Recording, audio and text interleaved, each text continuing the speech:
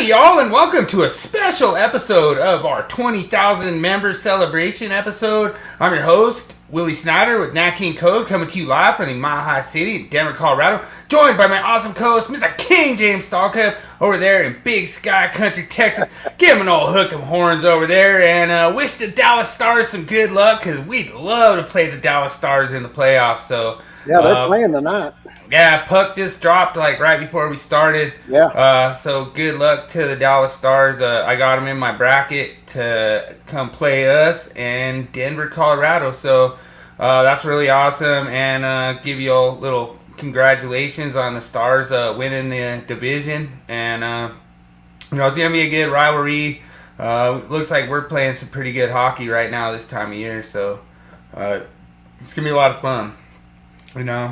Yeah, I watched that game the other night where I was at the pool hall, man. That was all the way to the third period, man. And they got God, man, they were just going back and forth. I was like, and then they also had on the Mavericks, and the Mavericks just whipped the living hell out of the Clippers 2 nights in a row. I mean, they beat them by 20 points both nights, I think. Man, Right. I mean, it wasn't even close. Oh, Luka. That dude, he's freaking unbelievable. Oh yeah, and like I say, you guys probably are gonna be going a little bit deeper. Like the Nuggets kind of got blowed out a little bit by the Timberwolves. Like they looked good, but it was just like that first quarter, the whole way they started. They just I think it was like 14-2 or something in like the first quarter. So yeah, it was crazy. It's a little bit of a shaky start, so they'll probably get their legs together and get it fired up. Just letting you guys know, this is basically like a call-in episode, so we're gonna post a link up there for the guest link, so you could come up and join us and ask us right now. Yeah, ask us questions or wherever you want. I got it up. I got it keyed up if you want me to drop it. I got it. But you guys feel free to jump in and join in with us, and like I say, any questions you guys want. Like I say, I created the electrical code discussion for Awesome Electricians group, and brought James in as like an admin to help out, and it was a lot of fun. I really appreciate all your hard work that you did and everything, and it just meant a lot, for everyone to, be jumping in, participating, like with the Nat King Code, doing all the myths and everything. Like, dude, we're at like 105, 106 myths now. Oh, yeah. I can't even count all of them. Like, I have to go back and redo them because I didn't put them in the myth list when I did them the first time. Then the group got deleted. Just so everyone knows, we lost. We built a group called NEC for Dummies, and I don't know what happened. Something happened. We lost the group, and then next thing you know, we turn around and ECD for Awesome Electricians at 20,000. So, well, you got to remember too, ECD for Awesome Electricians was actually started as a joke. Yeah. Against True. electrical code discussion. And the stuff they were doing, and it ended up it's getting more participation and people in it, and it just sort of took off on its own, because we, even though we started as a joke towards them, we still posted all the content and everything, and here it went, just took off. So cool. And we try to keep like code conversations in there, but at the same time, it's like, people ask like estimates on like how, what it would take to do certain jobs, and we have like electrical contractors post in there, and that wouldn't be permitted in the electrical code discussion group, but we allow it in our group just because it's like cool to just talk about whatever, different stories that happened. I shared a story. I'll tell you about this one. So we're working at the Smuckers on Crustable plant, and I'm doing the fire alarm, and I got this first year, and he's harnessed up and everything, and he goes, hey, I want to help you out. And I was like, all right, well, I need you to go make up this box. And I thought it was real easy because all we were doing was we were deleting the fire alarm device. So basically all you had to do is just go up to that box and just wire net the two audio circuits together. The violet and the brown, it was the audio, and then the yellow and the orange was the visual. And that's all you had to do was just wire nut them together. And for some reason, I had to go take care of a bunch of stuff. Like they have this thing where you have to go clean your boots because like if they get any kind of contamination in the plant, they're like all personnel need to go clean their boots, you know. Mm-hmm. So I had to go clean boots and everything, and then I went and did that, and he was like, "Oh yeah, I got this taken care of. It's all good." So then I came back and the panel was still in trouble. I'm like, "What is going on?" You know. So I have to like set the extension ladder up, get harness on, go up there, see what happened. And it looked fine when I got up in there, but then I realized he didn't strip the wire. Oh. So he did exactly what I told him to do, but he didn't strip the wire. So it was kind of like one of those things. I just shook my head, and then I went over to him his first year. I was like, "Hey, do you know you got to strip the wire?" He's like, "What do you mean?" I was like, "You got to strip the wire out when you put the wire nut on there, you know." And so I've seen that before with like these Wago connectors, because that's what we were using. We weren't using actual wire nuts. We're using Wagos. And a lot of the guys think that you don't have to strip the wires, that you could just put the Wagos on there and they'll make contact. Yeah. But that's not true. So for all you guys out there that don't know this, you have to strip the wire out and put it in the Wago. So don't you know, these new kids, you got to write it out exactly. Well, there is a product called Scotch Lock where you could put them on the wire and then crimp them and then they make contact, you know. Yeah. But the Wagos aren't like that. So big shout out to all the first year apprentices that learned from old Willie to strip the wire out for your Wagos. Let's throw down our 20,000 member video. Let's do it. Did with all the fireworks.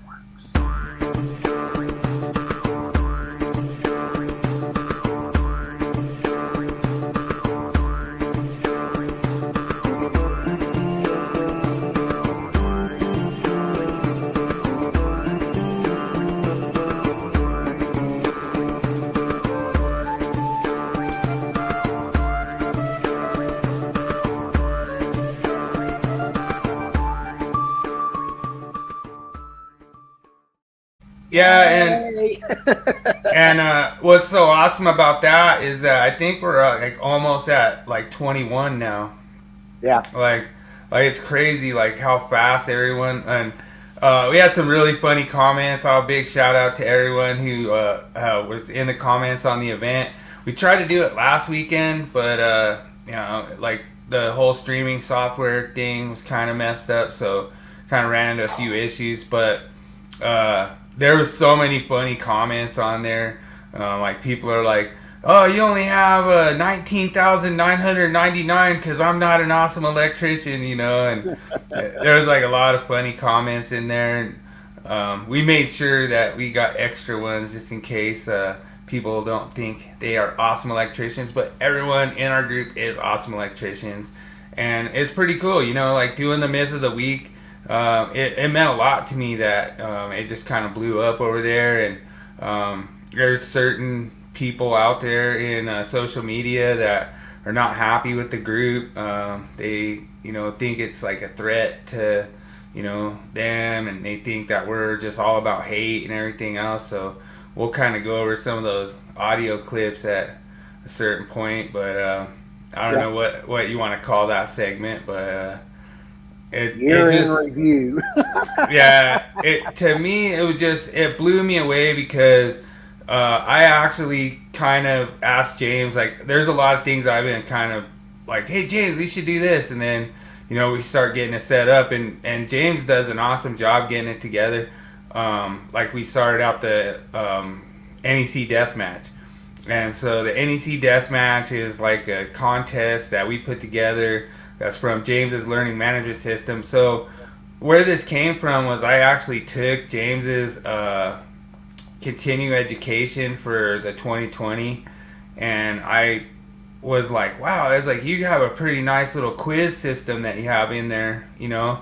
And I was like, this would be cool if you could set it up on the time limit. The way he had it set up, it wasn't on like a time limit or anything. But I was like, man, that'd be really cool if you could set this up on like a time limit and, do it kind of like almost like a journeyman exam, just kind of like a practice journeyman exam, and do it as like a competition. So that's still coming. We kind of ran it, worked the bugs out. It's working pretty good. Like I say, I was really impressed how much obstacles you overcame. It was not an easy process to do. Well, back then when we first started that, they didn't actually have the stuff in where you could set the timers and all that. I actually had to learn to write the JavaScript and tell it to do certain things. Now they have all that on there because the learning management system I work with, I actually submitted that and asked them if they could put it in. It'd be a great feature. And then I had another feature. I've submitted like 5 different JavaScript things to put in that program that works great for what things I wanted to do, instead of having to spend so much time, writing it in and doing all that. It took a lot of time learning to do all that stuff. And but when we come out with a new one, we're right now we're doing the edit on the grounding and bonding. Okay. We've got the NFPA 780, which will be the last part of the grounding and bonding, but it'll cover all of Article 250. And we're bringing that out in the 2023 edition, and everything will be in color Nice. or PDFs. And we also talked to the publisher, and they're going to have it available in color if you want to pay that price to get it colored.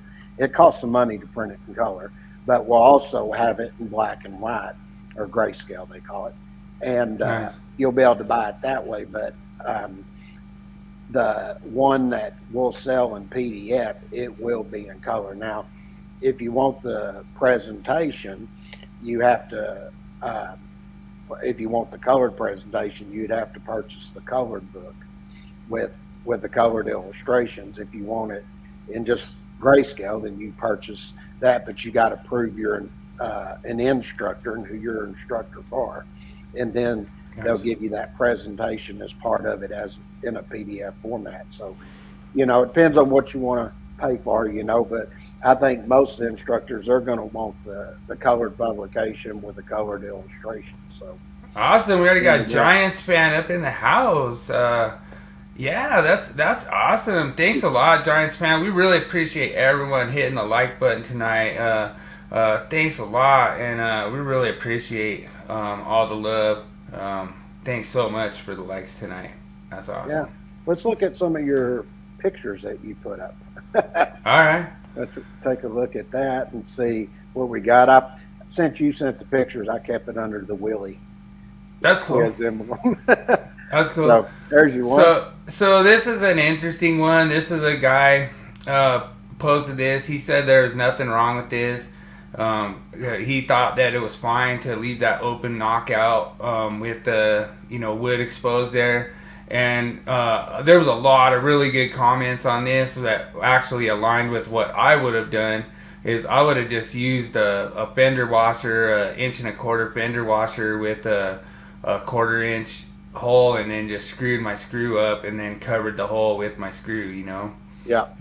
which I see no problem with. And this guy, he didn't really see much problem with this, but you have a violation of 110.12. It's either A or B. I want to say A, where it basically says all openings must be closed with an approved manner. I don't see why a fender washer with a screw in there is not an approved manner, but it was pretty interesting just to kind of, it was a lot of fun kind of talk about this. The other thing you run into is, are they going to try to put like a ceiling fan on there, and then you have to have that volume, what we were talking about on, what was it, 314/16, do you have that volume allowance for your outlet, and so, like, how are you going to enter that box? That's going to be an interesting thing, because it's going to be tricky to get into those knockouts, and there's just a lot of little things that come down like how are you gonna make that happen? And I kind of wanted to get your take a little bit on it to see what you thought.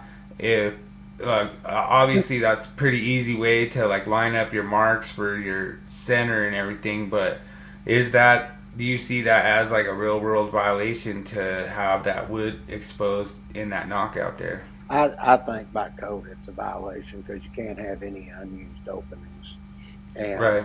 that's that to me is the end of it. But you look at it. Why do they not want any unused openings? And the reason is because if you have uh, a termination that comes loose, it's going to hit what metal. Right. Okay, here it's not hitting. It could come loose and not hit metal, and True. that is one of the things that they would look at from that point of view. If I was an inspector, I would, but I would just say no unused openings. You can't do that. That's just based Yeah. on the code. And the other thing you have to look at too is like the volume of that box. Like, so you know what that box is typically called, right? Yeah, I know exactly what it's called. It's called a 6.0 box, and a 6.0 box can only have three number 14 gauge conductors in it. Yeah, some So, call them pan boxes too. yeah, pancakes. Yeah, But yeah, I mean, so it's pretty interesting just to kind of go through some of these pictures as far as like a code standpoint. And I know a lot of these people post them for, just to kind of go through and kind of get our opinion on it. And so that's kind of what's really awesome about having people post pictures up in the group and just be like, he said, "Oh, I don't see anything wrong with this," and I agree with you. You don't want there to be ungrounded materials in that that's right. space. That's why they're totally enclosed. Let's see what your next picture is. So we got kind of attacked on this one. I think it's pretty funny. They actually made this like live stream about this, saying that the manufacturer's instructions don't override the NEC, and it's kind of a weird little gray area on this. For the most part, the manufacturer's instructions do override the National Electric Code because the manufacturer's instructions are basically they're created based on a bunch of different things, including the NEC. So if there's something that the NEC says, well, this overrides this or whatnot, I mean, there could be cases where that's true. Like a good example, and they always like to use this, all these guys that are trying to attack us, they always try to use this like, oh, well, if a refrigerator says that it can't be on a GFCI because the manufacturer's instructions, well, just don't put it within 6 foot of a sink. Hmm. So that's where it kind of comes to this gray area because the National Electric Code says the any kind of receptacle that's within 6 foot of that sink has to have Class A protection. So it doesn't matter what you're plugging into it. And then the other thing is too, if that refrigerator blocks that receptacle, then you have to make sure that Class A protection is in a readily accessible location. You can't just bury it behind the refrigerator. A lot of guys will say, "Oh, well, it's got wheels on it or whatnot," but a lot of times the AHJ is not going to allow that, and so that's kind of one of the things we ran into. But I thought it was kind of funny how they do a lot of these things, and they try to like call us out from like this basically like a boilerplate. They try to just make this one size fits all argument, and you can't do that in the National Electric Code. Well, first and foremost, they were arguing with me over this today. Matter of fact, and it's like then they'll change something. Well, you can't do that in a dwelling unit. First of all, let me explain something. OSHA is not going to come into somebody's house. They usually deal in commercial industrial when they come out. But OSHA does set guidelines for electrical equipment too. And Right. if as an example, if I was doing custom made equipment, for instance, okay, all you have to do is go over and look in OSHA subpart as Jeremy, he was trying to make a comment. I said, "What subpart is that, Jeremy?" He wouldn't even answer because he doesn't know. And it's subpart S. And when you get over and you start looking at it, there's some definitions there.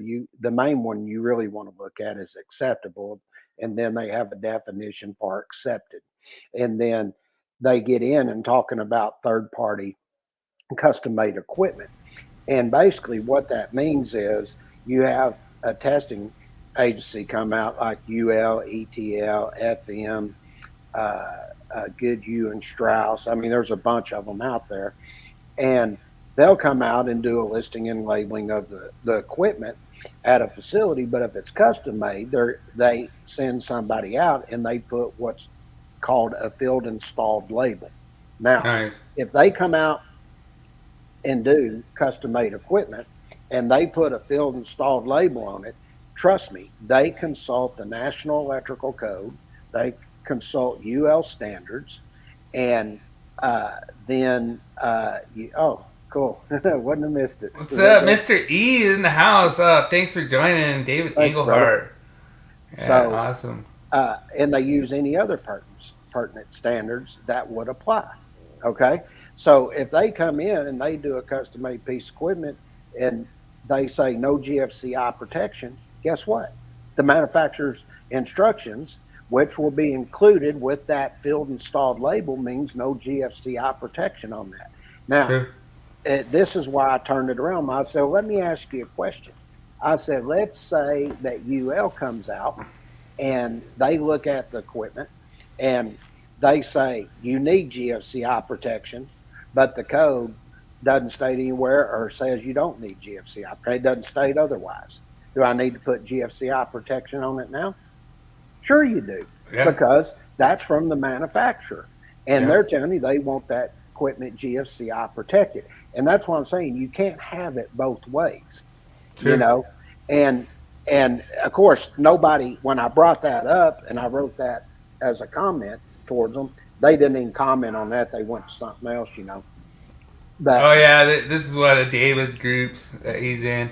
I don't know if I'm in that group, David. I was gonna go check it out, but it's the problem that I have with it is like if you look at like let's just say that UL determines that the hazard would be greater for that piece of equipment to lose power, and that they wouldn't want GFCI protection on it. That overrides the NEC.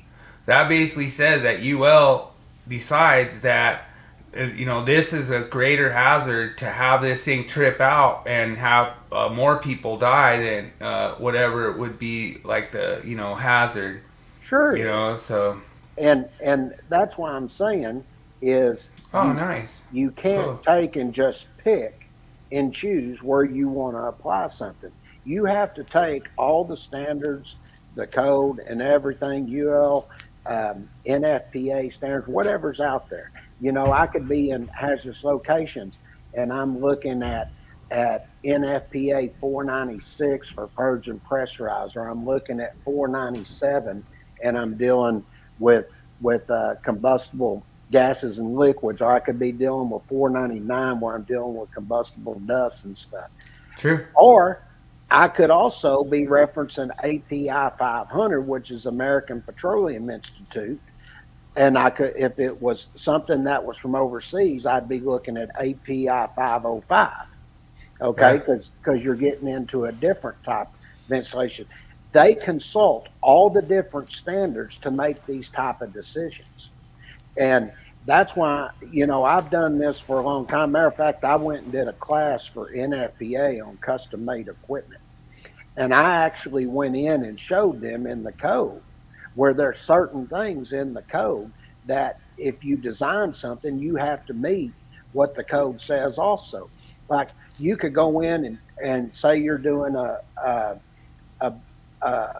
box, and it's going to tell you, depending on what you're using, what the thickness is for the sheet metal. And then if I go in and put some bus bars in there, it tells you how far those bus bars have to be mounted off of that enclosure. And then it tells you when you come in, you're going to make terminations, what's the distance from the enclosure to those terminal bars. In order for me to make an L bin, an S, or a Z bin, you have to meet certain clearances. And that's what I'm saying. UL consults the National Electrical Code. So if they come in and say no GFCI protection, guess what? No GFCI protection. Period. Yeah. You can't come in and say, oh, they looked at the code, but you know what? We're going to override that because we're saying you have to have it here. You cannot do something like that.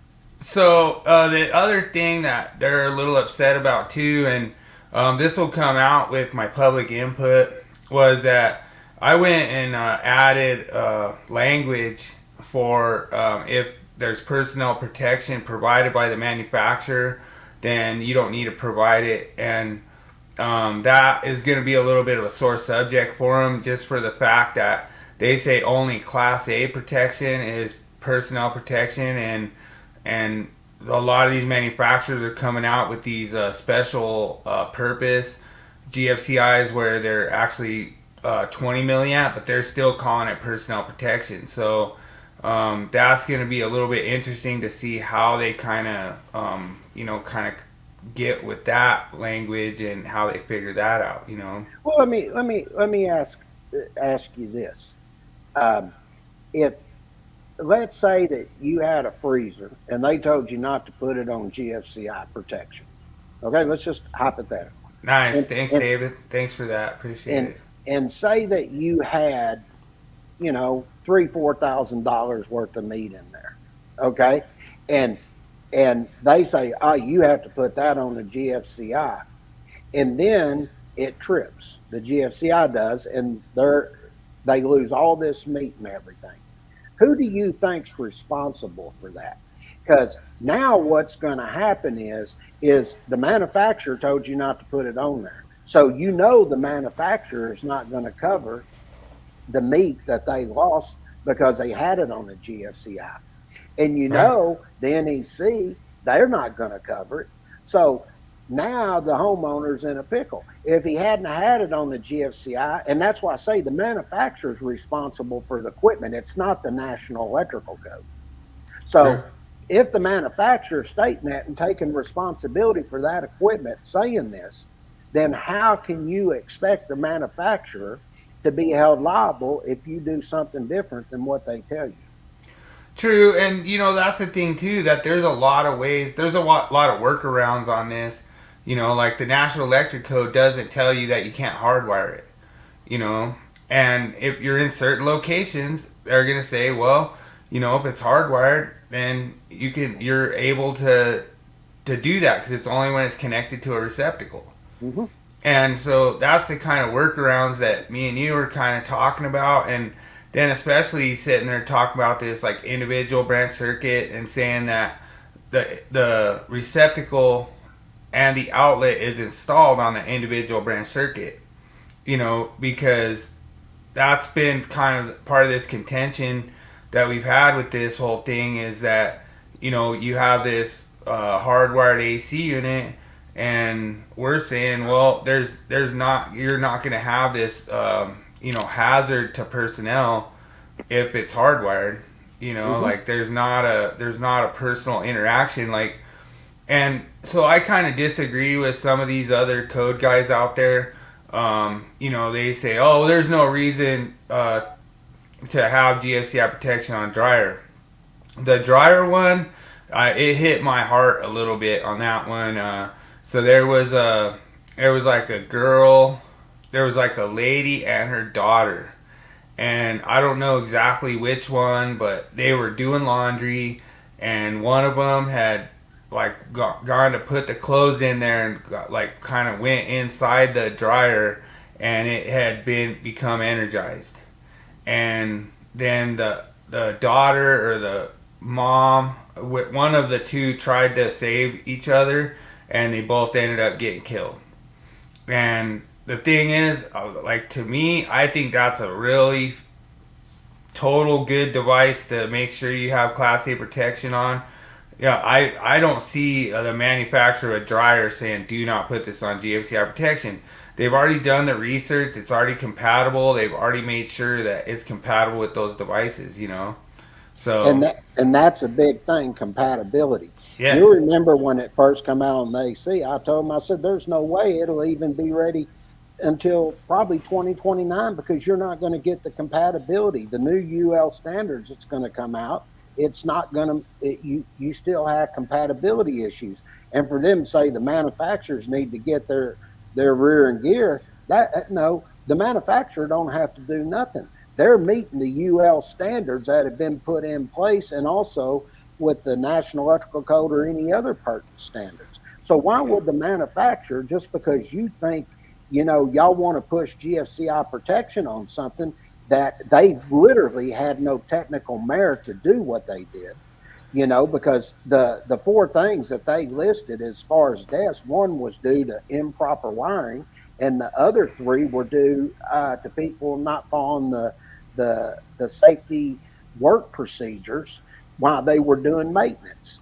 And that had nothing to do with the AC equipment. It had to do with installation and maintenance on the equipment that wasn't followed properly. If it had been followed properly, there probably wasn't a death. yeah, and And and I like David's comment here. Basically to install that where GFCI protection is not required. Well, you're gonna install it in like your garage, and so basically everything in a garage is required to be GFCI protected. But that's the thing that's a little hard too, because what I'm proposing for the 2026, and I kind of hope it passes, but you never know, is basically if that if that freezer is provided with internal personnel protection, then you don't need GFCI protection for the branch circuit. So that's where it's really hard, because when you go into like 210.8, anything in 210.8, that's protection for the branch circuit. That's not protection for the equipment. So the problem that we run into, and this has been kind of argument that James and I have been dealing with a lot with these guys, is that if this equipment comes with integral personnel protection, then if they're saying that if it's not Class A, then it's not compliant with the code, and that's just 100% wrong. And that's completely wrong. and so what we're trying to do is we're trying to kind of get with these, different manufacturers and try to say, well, let's just get personnel protection in there that is actually makes their equipment compatible, because a lot of these LED drivers are not compatible with Class A devices, and it's going to be a problem if they just ignore it and just keep pushing through. I'll even say this: if what's that aforementioned meaning in the home inspector? Oh, okay. Uh, Nice. what I would look at is, say I was an AC manufacturer, and they come in and they design their equipment, and their equipment is designed with internal protection that's compatible with their equipment. Now all of a sudden you're going to, just like they do for electrical vehicle service, these guys are saying, well, that's not Class A. Well, no, it's not Class A because they've designed the protection within their equipment. If they Sure. did that for an AC, dryer, whatever's out there, a refrigerator, you don't need Class A. They've Hmm. taken care of providing the protection. And I'm telling everybody, UL or any other testing agency has taken the National Electrical Code into consideration when they do that. That's just Yeah, a fact. and David knows about this too. All that equipment selectively coordinated to work with that branch circuit. So what this comes down to, and I think that code making panel 2 has just overstepped their bounds a little bit on this. And code making panel 2 saying, well, we protect the branch circuit, and you could see this argument come to life with code making panel 2, code making panel 17 getting into it over the 2026. Mm-hmm. And I think this is going to be interesting how it plays out, because all this stuff, it would be nice if it all aligned, but you just can't make these blanket statements and say if you don't have this on this branch circuit, then this branch circuit's unprotected. Mm-hmm. And the whole thing is that now they're going to say, well, if you hardwire it, you're hardwiring it to an outlet, and now we have to protect that outlet. it's just overstepping their bounds a little bit. And a lot of the people correctly said, a bunch of my buddies on there are like, well, if you take an AC unit to the scrapyard, are you taking an outlet to the scrapyard? No. No, you're not. You know? And it's sort of like the change you submitted for the 2026. You go in there, they say the outlet is installed. It's not installed once you put the EVSE there. There's an outlet out there. And in other words, if I had a GFCI receptacle outlet that's already out there, that's set there for future use, and then I decide, you know what, I'm gonna get an electrical vehicle, and I go out there and I cord and plug into that. Did I put the outlet in before or after the fact? The outlet was already installed. That's right. It's already installed. All right, let's move to the next. Let's see what your next one is. All right. So this is pretty funny. I don't know where this came from, but it was just a little joke. And like I say, who knows? We might actually have a game on this where you got guys like see how high they can get on a ladder before they fall off or whatever. But it's really funny. Like the reason I put this up there is I have like a lot of jokes about this. There was one time where we were trying to figure some stuff out, one of the jobs, and my apprentice is sitting on top of a 6-foot ladder talking to me. And the safety guy come in, and I was like, you get off that, you can't sit on a ladder, like I had to act like I knew what I was talking about. But, the thing is, like, did I really think he was, like, in danger by sitting on top of a ladder talking to me, And so it's just one of those things that when I saw this, I thought you'd like it too, because that's kind of the whole point behind like this whole live stream is just kind of getting a visual out there of like real life situations and kind of how it's a little bit of comedy when it comes into like, there's certain things that people are like, yeah, you can't do this, you can't do that, and you could tell the other reason I thought was funny is he's got his old Lemonhead on there, so running around like Lemonhead, old Bob Cook over there. But, to me personally, it's kind of cool to be able to do this podcast, kind of bring this out here and just kind of show you guys different things and, talk about them, bring them out, bring them to light, I love him on the skateboard. Yeah. You know what I mean? Yeah. That's freaking hilarious. Yeah. But it's just like a lot of fun to just like do that stuff. And that was one of the ones that just popped up. And, it's just, a lot of fun to do it. And, when it comes to the electrical code discussion for awesome electricians, I have guys like David Englehart that, David Englehart has his own electrical code discussion group, and David Englehart's like, he has his style. He's really to the book, and sure. He's really, and then they actually, he was the original electrical code discussion, and then they kicked him off, and then he had to like make his own different one, and so I know what David's going through when it comes to like different names of like Facebook groups, and like I thought that's why we made it as kind of like a joke, because like who cares what the name is, it's just like they have like ECD1, ECD2, ECD3, they made an ECD just to make fun of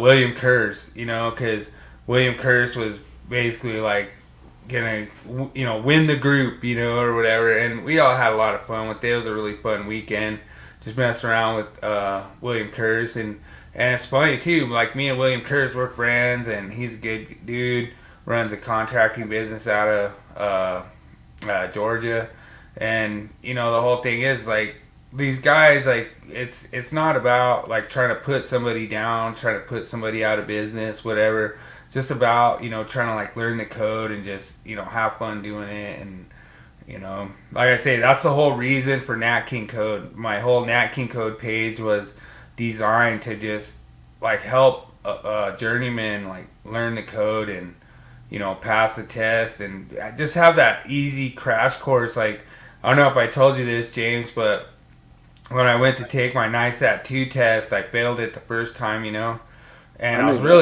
I really was frustrated because I was like the first time I ever failed a test for like a license, you know. And I went and I used the Nat King Code page as like a crash course for myself, you know. Mhm. And I went like way back, like I have questions from 4 years ago, you know. And so I just went way back and just started going through and use them like flashcards, you know, Sure. and just going through them. And then I did that like right before I left to go take the test. And it was crazy because it helped me so much because when I got there, I was just in that mode. And Hmm. I was just like, okay, boom, find it, boom, find it, boom, find it, you know. And it was like, it didn't matter that I might have already known the answer, but it was such a long time ago that I didn't remember, you know. And so it goes back to those flashcards, you know. Like everyone thinks like, oh man, Nat King Code, he's just trying to be like the smartest guy on the block. It's like, no, I'm not. I just want everyone to have that same tool. You know, I want everyone to be able to pass that test. You know, I mean, like I say, I was gonna send you that picture too. Chris Dugan actually passed his journeyman, and we kind of put him on blast a little bit on the you know, on the group. But it was just really awesome to have, you know, Chris Dugan get his journeyman's license, Hmm. and especially with my company and everything like that. And so I was gonna send you that. I don't know if I sent you that picture or You not, didn't. but yeah, it was. It's kind of hard. It's kind of hard putting all these together, especially, you know, doing so many podcasts. Like I put out my Willie Jackerson experiment podcast like just a few hours ago, and you know, Dallas Stars game was starting and stuff. So Yeah, they're up 1-0. I just checked nice, and going in and started the second. So, awesome. all right, let's go to year in review. All right, We're gonna play some audio clips here.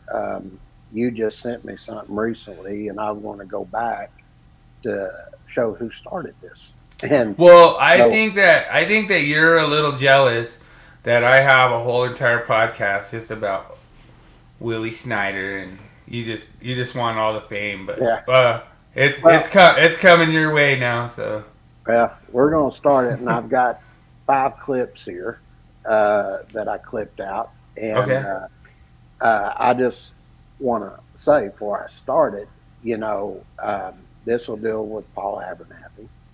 And I never said one thing about Paul ever in my life. And then all of a sudden, you know, I think he had a issue with you. And yeah. then he started on me. And then when Well, we just came back and showed the things that he said that he lied about, now, you know, he's sort of the last audio clip we'll play. He's telling me, "Yeah, we're both in Texas. You got something to say to me? Come down here to McKinney, blah, blah, blah, blah." You don't want me coming to McKinney. I can tell you that right now. But, you know, I really don't care what he thinks, to tell you the truth. so just so everyone has the context of the argument, basically Paul said that you don't need a support on a 3 foot section of EMT between boxes. And I just said, can you show me what that code reference is that you have? And it turned into this big old deal, and you know, he got mad, and you can even hear him in some of the audio like, oh well, yeah, if you want to say that's a nipple, it's like, dude, a 3 foot section of conduit is not a nipple. So It's not. we've already proved that, you know. Yeah, So 24 inches less nipple, and anything over that is, yeah. we know, David. I heard a whole. We're not mad at ECD one. Oh no. And uh, you know, anything over 24 inches is a raceway, and then you True. apply the rules in chapter 3 at that point. But Right. anyway, let's kick off this audio here, and then we'll All go right. through each one and address each one of them. All right. May or may not like that, but it is what it is. What you get with me is exactly what I present, and and everything I do is original.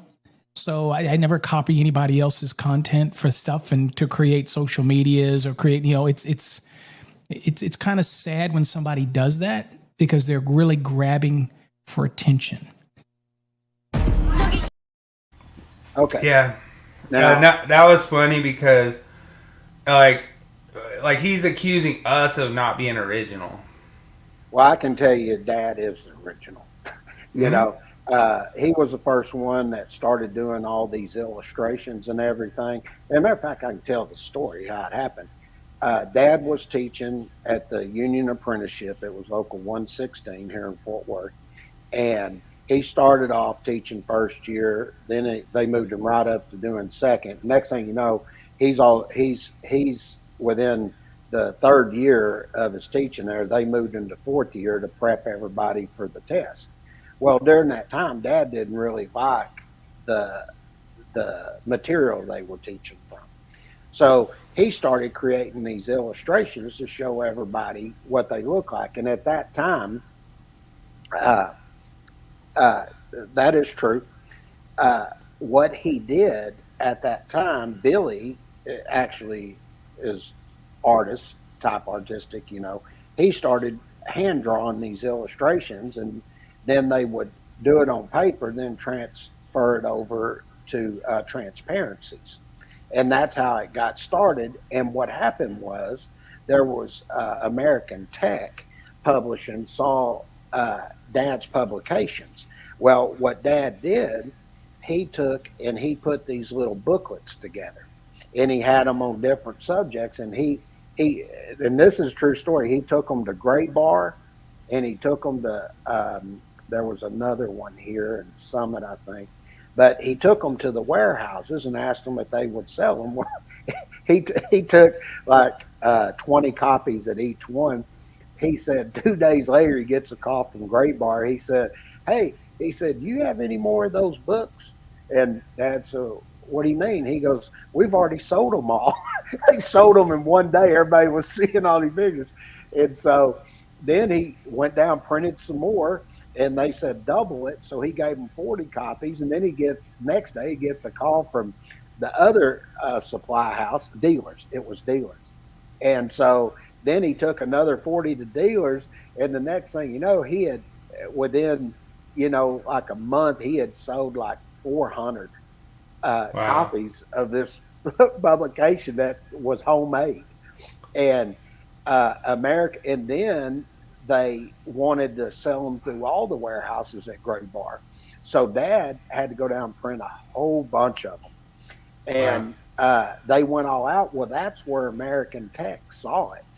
And then they called Dad and said, "We'll make these illustrations better and do it, you know, in the real book form." And that's how he got started doing it. And then he started writing other publications. That's Nice. how it all got started. And then Dad came up with the idea to do a code change publication. He was the Nice. first to do a full code change publication that was illustrated. And that thing sold like you wouldn't freaking believe it. And um, then, as the years went by, NFPA came to us and wanted to work with us and be our publisher after we took over the publishing rights. It's a long story why all that happened. I'm not going to get into that. But they paid quite a fee to do that. And I Nice. think we were getting like 25% of everything that was sold, even when they paid that. And Nice. NFPA published them for quite a few cycles. And then there were people in the industry that were complaining, these organizations and stuff, and the attorneys didn't want to get involved with it and all that, and that's why they quit publishing. And we went to Jones and Bartlett, and they ended up closing down or selling out. But we had no, they sold out, and we had in our contract if they sold out, we had the option to keep the books. So we kept the Okay. books and didn't go with the new publishing company, and that's why we have control of everything. We always kept control of the copyright. So when Nice. you hear Paul saying it's not original, he doesn't know what he's talking about. But Well, and one thing that you guys want to watch out for. So there's a supply house called Gray Bar. You don't want the customer to yell, "Hey, Willie, Gay Bar's here with a delivery for you." okay. You're like, what? Like, Oh well. All right, let's listen to his second clip and see what he says. A podcast, which is basically just repetitive stuff from other people with maybe 300 listeners. The problem with it is that you're using other people's content. I don't cut up other people's content. I don't cut up other people's videos and use portions of it. Okay. Now, first of all, it is our content. Everything we've done on this show since we've started has been with the stock of content, and then Bill does the myth of the week, supplies a picture that goes in, and then we use the NEC certain sections to show exactly what the NEC says. And then sometimes I even take some of our illustrations that are more detailed to show exactly what they're trying to say. And sometimes it's a code change that we had to show. Sure. So for that statement right there, now I do want to point out all this was said, year and a half ago, something like that he made all these claims. Okay. So just to put that out right now, everything we do on ours is actually original content. And, Sure. When we first started this, we were deciding how we wanted to structure the podcast. And we came up with ideas for doing a myth of the week, doing a topic of the week, and the tool of the week. And then from there, we've added stuff from there. But that was our original 3 things that we were doing on the podcast, and we've continued to do to this day. Yeah, and just so everyone knows kind of the backstory about this, like Paul had a podcast called Electrify, and it was for electricians only and all this stuff like that. And like that's what caught my attention, and I was like, hey, I think it would be kind of cool if you do like a segment on there with my code page, Nat King Code, And he didn't like it. He thought it was, I don't know what he didn't like about it, but what I would do is I would go and I would ask questions in some of these other live streams, and then I would go and record my question was, the answer was, and everything. So it wasn't like I was actually live on these live streams, but I was actually asking the question. So he's trying to kind of misconstrue that whole thing, saying I'm trying to steal people's content when I was actually just recording my actual question. I had my question to Mike Holt. We had one on NEC Live where I need to go probably do one on NEC Live where I ask James a question, stuff like that. So I'm not trying to steal NEC Live's content. What I'm trying to do is I'm trying to show the exact question I asked and what James's actual response was for it. And James' actual response was they just started busting up laughing. So that was pretty cool. But at the same time, it's like that's the whole reason I did it. I didn't do Nat King Code Page for any dubious reasons to like steal any content or make anybody look stupid. I just want to like try to bring everyone the answer to different questions and stuff like that. And so then when Paul got mad and blocked me from everything, I contacted James. I was like, hey, you want to do this podcast? And he was like, yeah, let's do it, And so that's why we came up with it. That's right. All right, now let's listen to the third clip here. My stuff. I use the books that was written by Charles Miller, and I modified it online to be able to use it for how I use it. Well, now Charles is in that forum, and Charles probably doesn't talk to me anymore like we used to talk all the time because I believe that he's listened to what Bill Schneider has said. And that's interesting. When you listen to the first clip, he says, I'm an original, I do my own stuff and all that. But yet now here he comes in admitting that he uses somebody else's material and modifies it, and he thinks that's okay. And I didn't play the whole thing. He comes in and he says, I made him a shitload of money. How do you know what you made him? Yeah. And the whole thing is, like, I don't even know Charles Miller. Like, you know him better than I do. He's a good, nice guy. I like Charles a lot. And Charles actually called you recently, So that's the kind of the stuff that I don't think that Paul's really counting on when, he's sitting there making some of these statements. He don't realize that James actually probably talks to Charles Miller a lot more than Paul does and stuff. So Yeah, know. he actually called Dad and offered his condolences to my mom dying. And we've known Charles for a long, long, long time, probably before Abernathy ever knew who he was. And most of these guys, that are out there, they don't realize Dad and I have known these guys for a long, long time. And Sure. and I'm not even playing the audio at first when he started all this, saying I was riding Daddy's coattails and blah blah blah, and that is so far from the truth. I've taught for, like we were discussing earlier, I've taught for NFPA for almost 30 years, and you've got to go before instructors that have been teaching for them to show that you know your subject and teaching ability. I had to do it twice, and then they put me on. And when I first started, I was just teaching NEC, and then they had me go in, and I think it was Mark Odie, if I'm not mistaken, but I was doing hazardous, and he sat in the class, and I knew hazardous real well because we do a lot of stuff for the oil and gas industry, the chemical industry.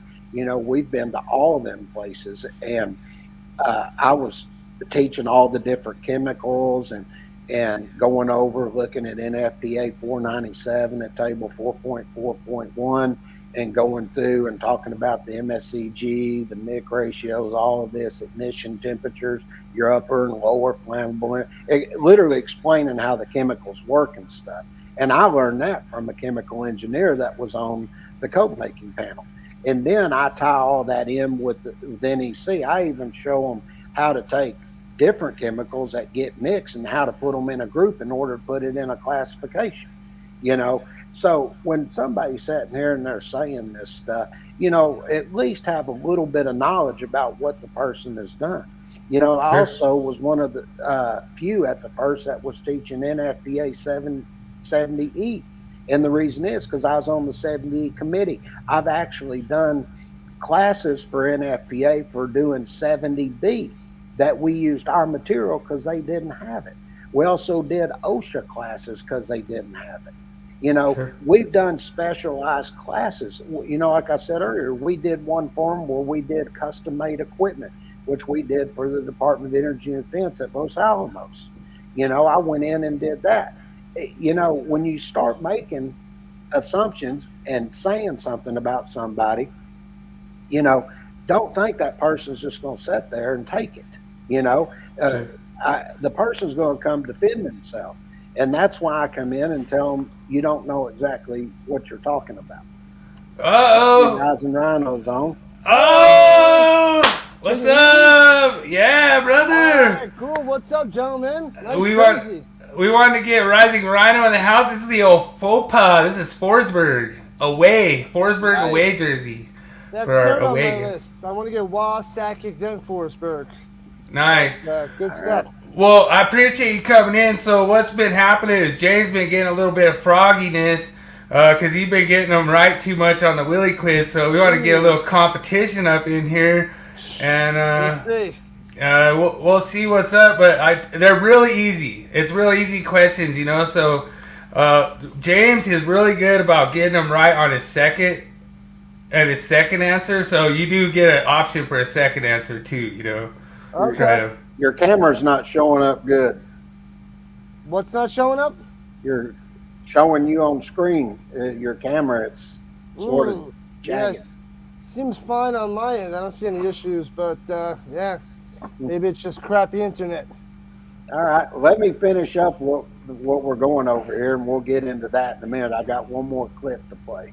Sounds All good. right. Yeah, it's this hater podcast that we're trying to show how some dudes are just haters, Oh, yeah. Listen to this. All right, here we go. This one's a little bit 2 minutes, so we're gonna let it play out. You out with code. Go somewhere else because we're not selling you course. We're selling you a system. And that's what we do in our program. Okay. So hopefully I clarified that for those out there who simply don't understand what they're talking about. And remember, on social media, if you don't hear something from this mouth, and I'll tell you right now, James, if you have a problem with me, you know where to find me. We are both in Texas. I'm not going to waste my time to come see you. But if you'd like to come on up here to McKinney and see me face to face, if you got a beef with me, come on up here. It's very easy. Just go to fasttracksystem.com, go to the contact us page. My address is right there. You come anytime, any day. And if you want to get into a code battle online because you want to pound your chest, I'm open to it. Anybody out there want to moderate it? Okay, let's get Ryan Jackson to moderate it. Okay, if you think that's what's going to make you a better educator or that you're going to sell more courses or something, dude, I'll help you out. Okay, I might embarrass you, but I'll help you out. I don't have a problem with that. But at the end of the day, if it doesn't come out of this mouth, and I am very open, you can call me. My number is on the website. If you got a problem with me, call me. Okay? So, again, you don't have to do your little buddy on their podcast because I think he's an idiot. I don't want nothing to do with him. He is nothing but a whack job. But you as a fellow educator, if you got a problem, feel free to call. And I'll tell you how it is. I don't run from no man. I'll be blunt. I will tell you how it is. Okay? So, again, if you want to spread lies and rumors and mislead information, you go for it. And, again, I don't speak for Code Panel 5. I speak for Paul Abernathy. And if I tell you something, I'll stand behind it. Okay? It's kind of like a fart. I don't blame somebody else for my fart. If I do it and you don't like it, I take full credit for it because I created that masterpiece. Until next time, stay safe. God bless. You've been listening to... Yeah. Dude, that's so funny, man. You guys gonna meet at the flagpole or what? Oh shoot, if he saw my size, he'd run. I mean, I'm not some smaller guy, but I wouldn't even waste my time with him. But you know what's funny? That's the boy that cried wolf right there. Yeah, you know, I just don't get it. Like, he started all of this. He came on and said, riding daddy's coattails, blah, blah, blah. And then I showed the truth. And now he's manning up, you know. And it just goes to show that is hypocritical at that point. You want to come in and you want to make statements about somebody, and then that person reacts to it and shows the truth for everybody to see, and now all of a sudden he's got to get froggy about it.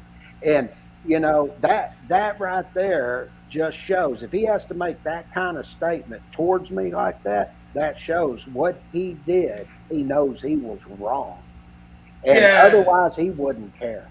Yeah, so just so you know, Rich, what's going on, basically, like, so James is the son of James Stallcup Sr., who wrote a bunch of electrical code books, and so this guy's making these claims that he's just riding his daddy's coattails and just, you know, just doing his thing off of, his dad's fame, which, obviously, our podcast is, you know, like, it's more towards the, you know, newer, it's more modern, you know what I mean? It's like his dad's was more like grayscale books and publications, and we're trying to, you know, get this out there more, you know, get our students, you know, to come out and, you know, kind of learn it from the online version. So it's just a lot of these guys are kind of dinosaurs, you know, and they got to get into the, you know, 21st century, so to speak. So that's what we're trying to do. But my Willie quiz, the reason I had you here, my Willie quiz is kind of sports related.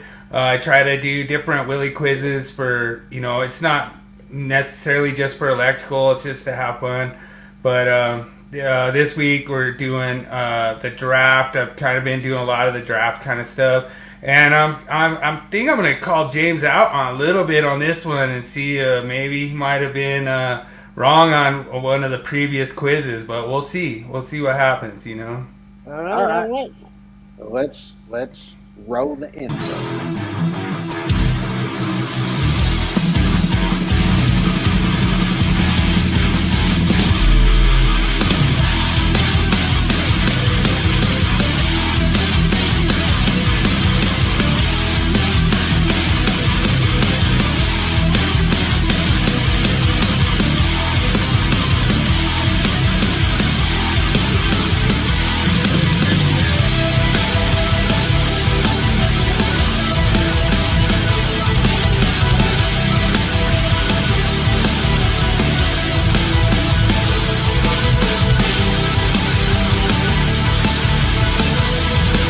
Now entering the zone of the Willie Quiz. Enter at your own risk.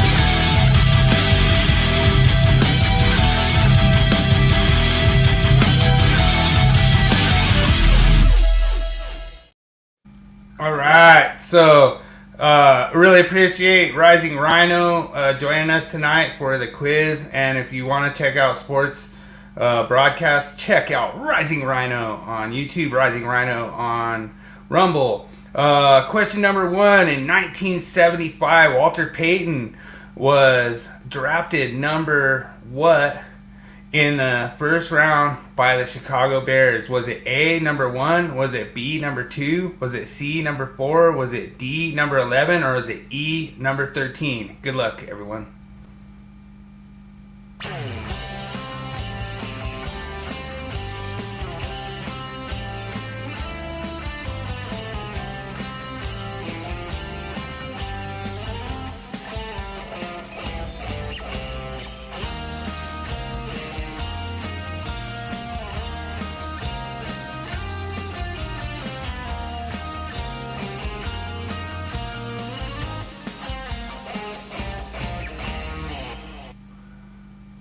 All right, Cameron, welcome in. Awesome. Thanks for jumping in. Appreciate it.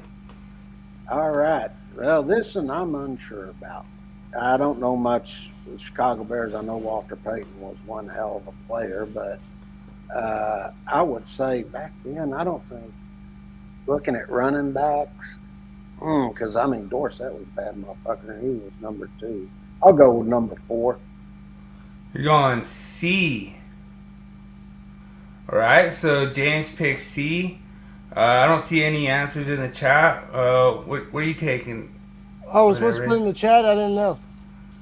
No, you can just go ahead and speak it. Yeah, you can say it. Yeah, I don't know offhand. It's going to be a guess. I would think that back in the 70s, 11 and 13 is way too low for it. So, I'm going between either B or C, but I'm going to lean towards number 4 as well. I don't think he was the first pick. I don't remember that being out there, but this is a little before my time. So I'd go either B or C, but I'm going to say he's right. I'm going to say it's C. I'm going to say it's 4, but it's like a 50-50 shot. All right, well, if you were to have a second answer, what would be your second answer? That's a tough one. I think B. Yeah, I was thinking C or B, so I was thinking either 4 or 2. So, but that's all I got. All right, so Walter Payton was drafted E, number 13 overall. Really? Yeah. Wow, fell that far. Jeez. Okay. Yeah, so he was number 13 in the draft, 1975. All right. Well, that was a guess. I didn't know, so I was guessing at it. All right.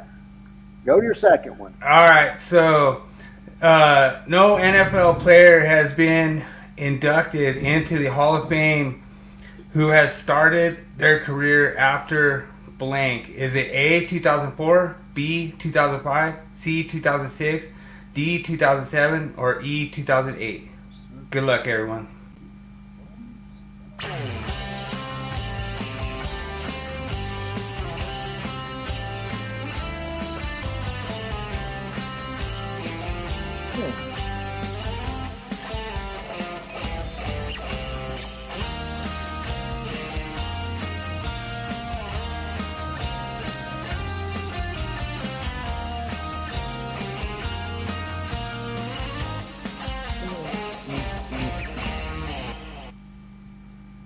This is an interesting one here because I'm not really sure.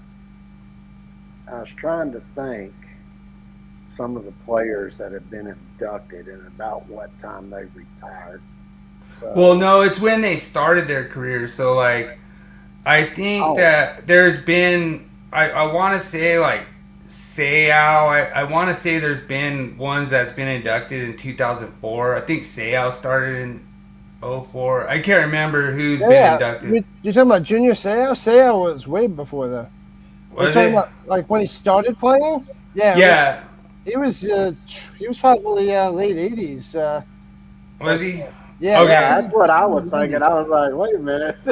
Well, I'm just saying. I thought there was players that like started their career in like 2004 that's been inducted to the Hall of Fame, but I don't know. It's hard to think of actual players, from that era. Yeah, See, from I that- think yeah. about that. I think about longevity in players and who started their career after. So if you take an average players 10 to 15 years, so now you're looking at what players that were there. So most of them in the Hall of Fame played quite a few years. So you're Right. looking at 16. So naturally you're looking, they start putting people in. So I was thinking Peyton Manning. I was sort of looking at that. So if he went 18. Yeah, Peyton retired in 2018? Yeah, that's what I'm thinking. You're saying 2018? Yeah. No, I'm adding years to how Yeah. many years he played. Yeah, because he started in 98, so. Yeah, Right. so I'm sort of, so I'm sort of looking, I think, I'm trying to add up, but I'm going to go with D.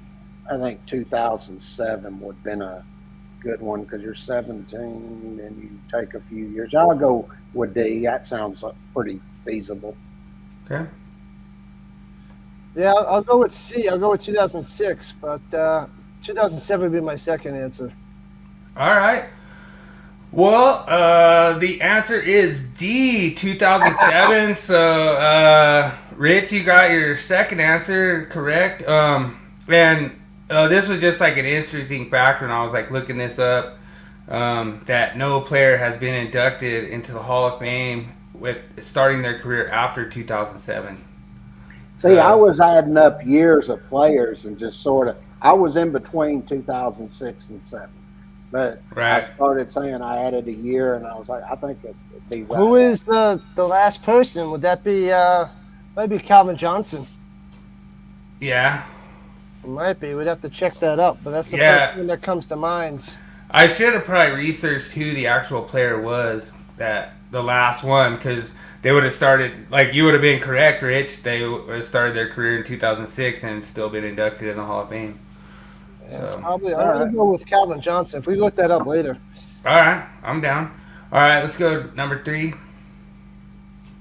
I know 1961, Bob Lilly was drafted number blank in the first round by the Dallas Cowboys.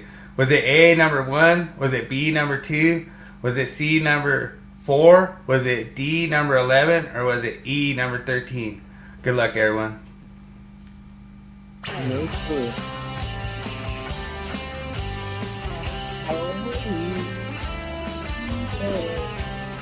No clue.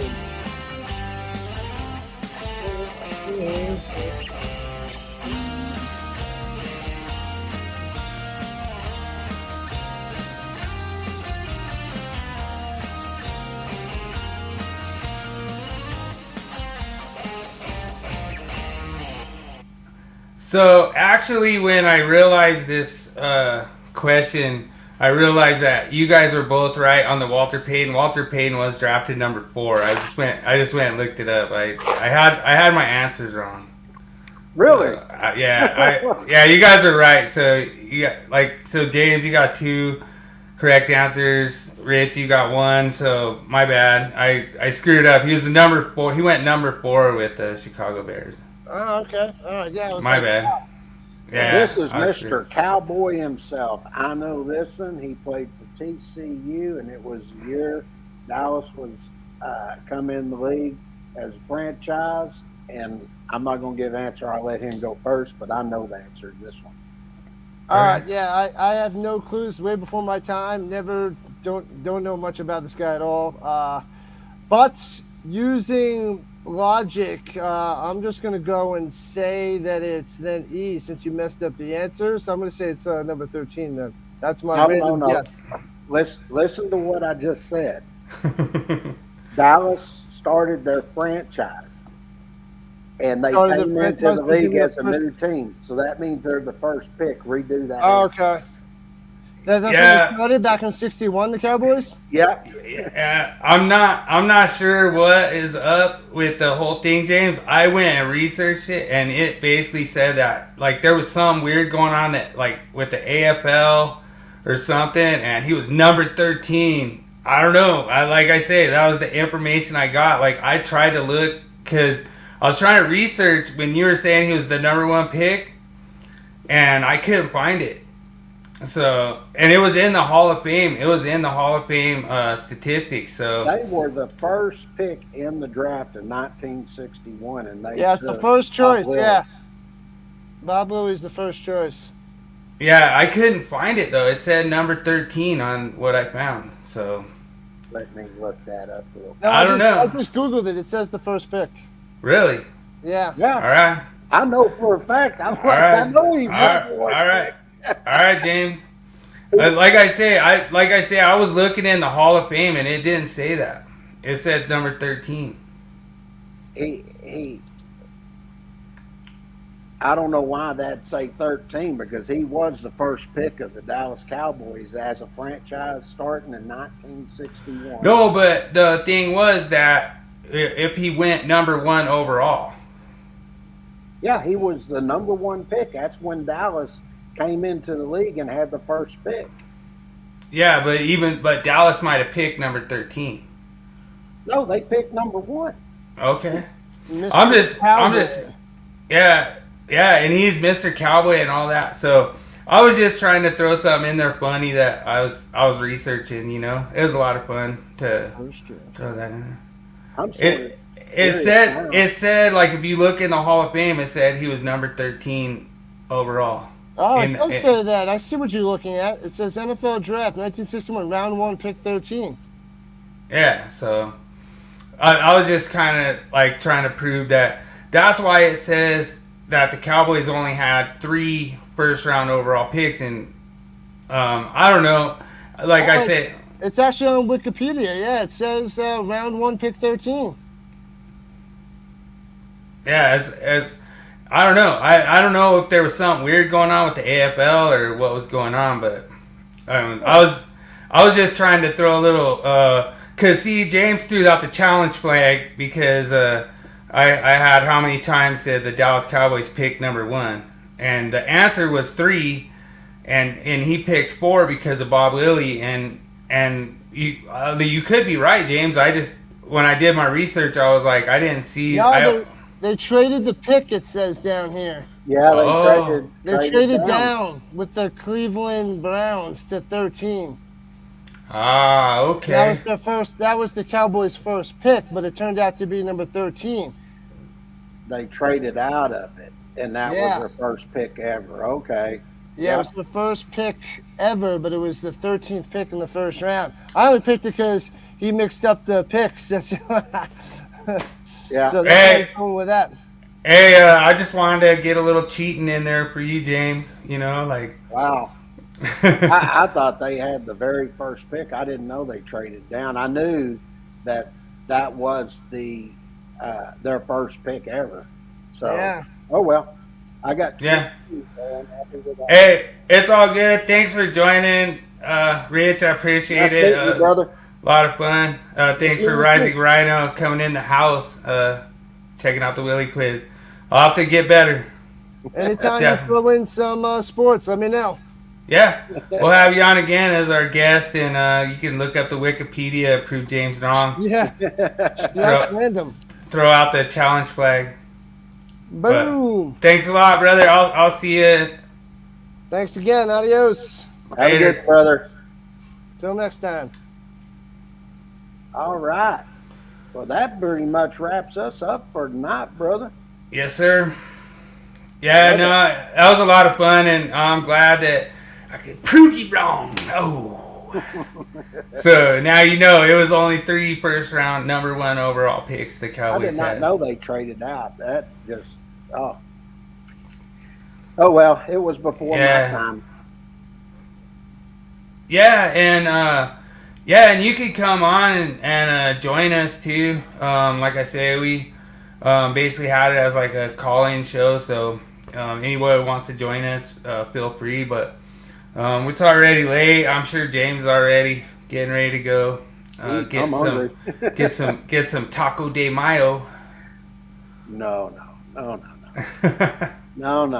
Down here, the one of the best fast food places is Rose's. Rose's is freaking awesome, man. Everything I've tried all kinds of stuff there. Everything's good. It's fast food, but it really isn't fast food.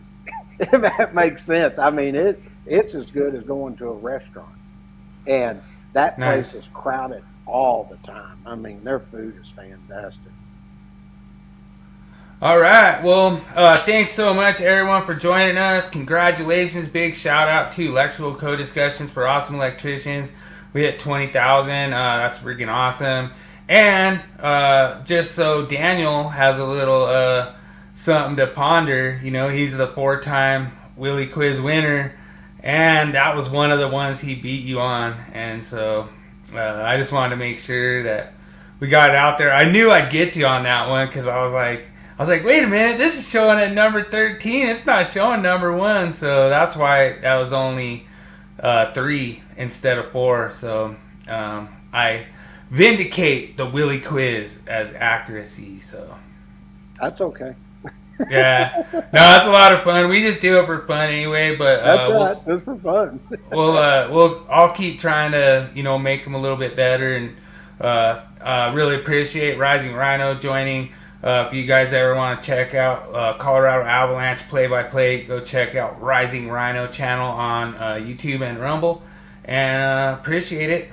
Thanks so much, everyone, for joining. All right.